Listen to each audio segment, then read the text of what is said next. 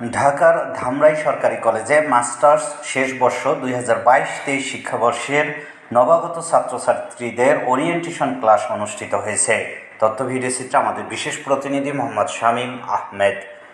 সোমবার ধামরাই সরকারি কলেজের ব্যবস্থাপনা বিভাগ এই ওরিয়েন্টেশন ক্লাসের আয়োজন করেন। এ সময় মাস্টার্স বর্ষের নবাগত শিক্ষার্থীদের ফুল দিয়ে বরণ করে নেন বিভাগের শিক্ষার্থীরা।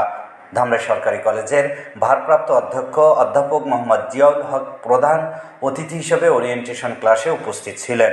নবাগত শিক্ষার্থীদের ধামরাই সরকারি কলেজে স্বাগত জানিয়ে ভারপ্রাপ্ত অধ্যক্ষ মোহাম্মদ জিয়াউল হক রিপোর্টার বাংলা টিভিকে বলেন, মাস্টার্স শিক্ষাবর্ষের শিক্ষার্থীরা যে অধ্যবসায়, নিষ্ঠা ও একাগ্রতার মাধ্যমে উচ্চশিক্ষার জন্য এই কলেজে আসতে সক্ষম হয়েছে, এই প্রত্যয়ে তারা উচ্চশিক্ষা গ্রহণ করে দেশ ও জাতিকে আলোকিত করবে এবং সমৃদ্ধ বাংলাদেশ গঠনে অগ্রণী ভূমিকা রাখবে। আজকের নবাগত শিক্ষার্থীরাই আগামীতে দেশ ও জাতির স্বপ্ন পূরণের কারিগর হবে বলেও আশাবাদ ব্যক্ত করেন তিনি।